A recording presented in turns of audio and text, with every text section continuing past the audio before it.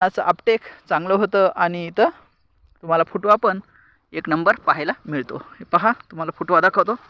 हा जबरदस्त फुटवा आहे की नाही, एक नंबर. हे पानं आहेत, हे पानं आहेत आणि फुटवा, हे फुटवा आहे. हे पहा, जबरदस्त एक नंबर.